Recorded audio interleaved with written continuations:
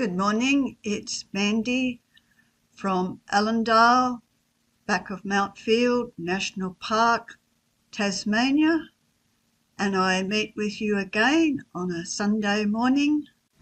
This is the 6th video of myself wishing to convey some of my story within the last 20 years, but remembering that stories really aren't just 20 years, that, there's an encasing of our whole life. So this week's going to be a little bit different because I've had a different week. As I moved through some of those experiences this week, I had a feeling that when I made my next video that it was, as an artist, I guess, important to take away the music and to take away the visual. So today you just have me, Mandy, telling a story that is brought into the present but will still wind its way back into the past. I like to keep stories light. I don't believe in pain-filled or too heavy a story, but I think it is time now to actually give you a little bit more insight, remembering once again that as I tell my story, it is with the intent that it may help your story. On Friday night, I jumped into my car, 7:30 at night. It was frosty, it was cold. In the last few weeks, I have been building a relationship with the radio station, local radio station, Tiger FM. I go to town, I have a bit of a play on a Friday night to entertain myself, and then on the way home I just drop in and have a chat, which is rather delightful. I knew the door was open for me to play a little bit of music on air, so this week it was like, well, I'll give them a 10-minute chant. When I walked in the door, they had their own idea of what I was going to do for the night, for the people listening to the radio, and they said, well, we're going to do an interview with you while you just play your harp underneath the story.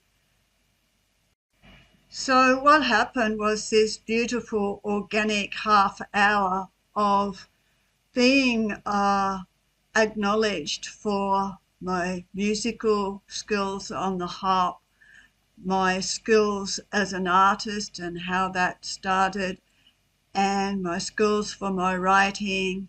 And in the middle of that, while there was Nana Muscuri playing I Have a Dream, there was a knock on the door, and in came the local editor of the newspaper for New Norfolk.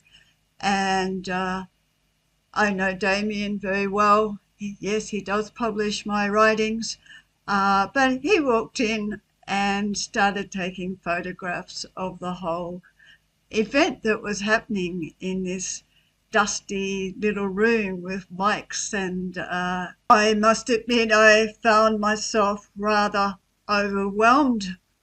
I realised that I'd actually been set up. I had been set up in a most delightful way.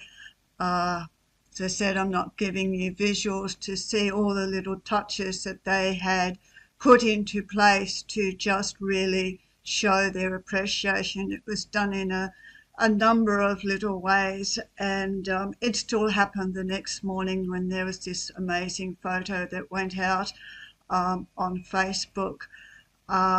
It was really beautiful.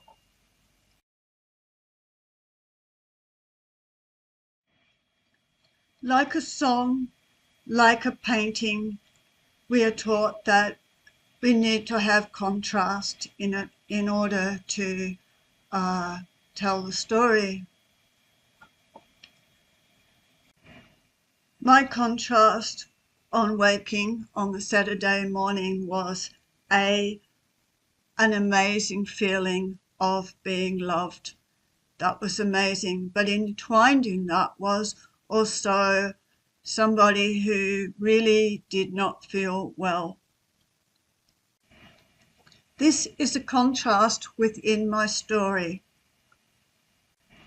I have struggled with not having enough breath for many years. Lots of people have no idea of this.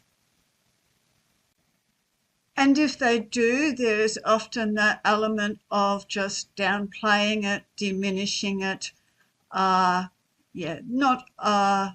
an understanding of what is going on for me. So like the stories I talk about that we hold tight to our chest, I have held this story very tight to my chest, and I have managed it to the best of my abilities. I have worked with the hospital, the health system, and found very little support. In COVID, like a lot of people, I too had a very rough time. I was unwell before COVID, was not getting any help from the doctors, and then I got hit with COVID, which was only for a week. And yes, I went to some pretty rough places in the night. As the COVID test cleared, what happened was my body started to feel a lot stronger, but neurologically, it was like I was crashing, and I could feel that crash starting to happen at 11 o'clock in the morning. By 5 o'clock, I was totally exhausted, struggling to breathe, and I laid on the bed. My partner was not aware of what was happening. So my hands just somehow went to a place on my body and grounded me. The energy just flowed through my hands, and then I knew I was in a really rough space. I felt like I was going to pass over. Intuitively, I imagined that I had a ring of my friends, people that loved me, and it was a little bit like the wooden wheel that I speak about. It was like I had them all holding hands, and then somehow they were holding me. And I really believe that that is what got me through the night. I had incredible pains. I had clammy hands when I woke up. I did ask for an ambulance to come, but I also sent the ambulance away. I found my own way of getting well again. Yesterday, I walked down the road in the afternoon.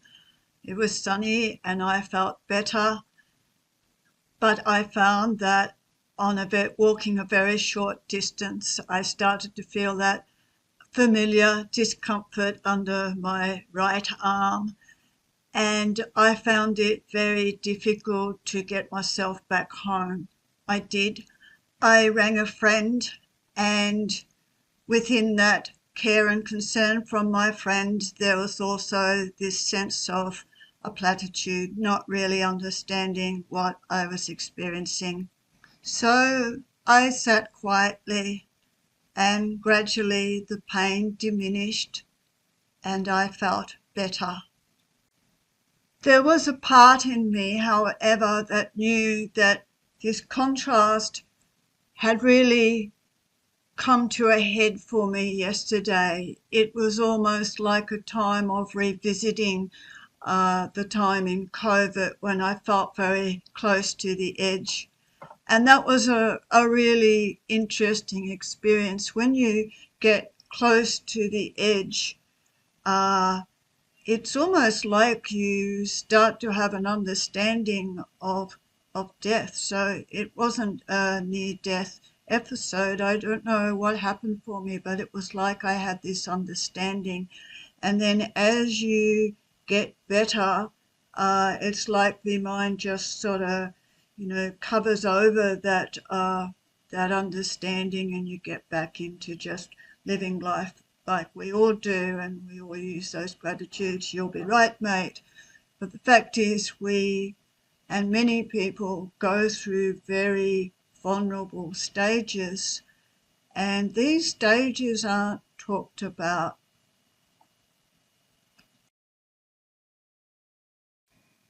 I remember finally being well enough to come home, and I just had this moment of like, well, what happened?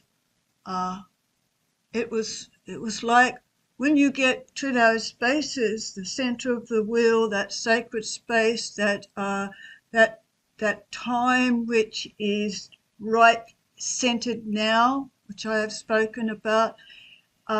Something changes in you, and you cannot explain those changes. You don't know how to put them into words.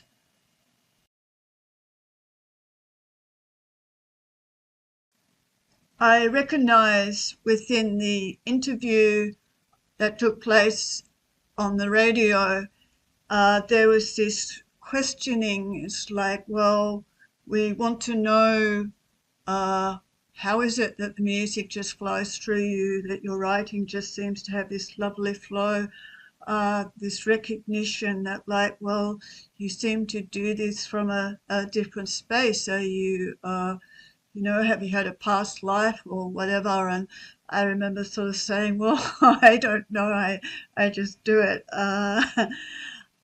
So again, pulling this video together this morning is that really powerful moment of, as I said, the contrast after many years of just working, giving with my arts and doing my particular journey that has never fitted into a system. And, I make a joke about going through doors and just learning what I need to learn, and then being turfed out. And I use the word turfed out because I use it as a little bit of a joke to cover that hurt when that door closes. But I guess doors open and close all the time. They have done that in my life. And then suddenly I get to a point without even me realizing, I've been looking for a few doors to open recently, but there was a door that's just been waiting for me to walk through. And it was walking through into that radio station, and finally really being acknowledged, and a thank you, and as I said, still a sense of inquiry as to what I do. But at the same time, as I have said, acknowledging that other contrast, that pain that has been under my arm, that shortness of breath, which is not right, seriously not right, and yet going to a hospital is not the way to go either. So then it's like, wow, is this the end of my story? Or am I simply bringing it right into the present moment now, right now, and then I see what else opens up in my life?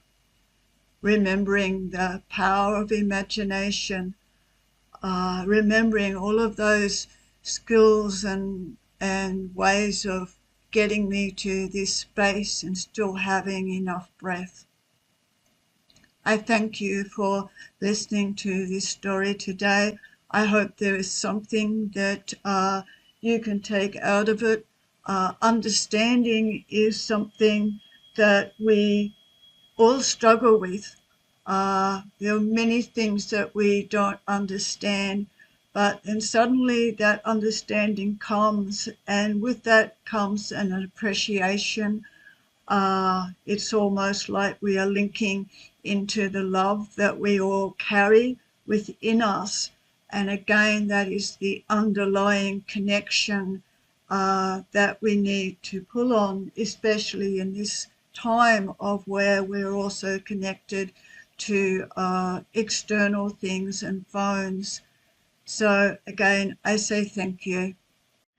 Perhaps as I close this, I will allow myself to leave you one image that came through my window last night, and it felt powerful.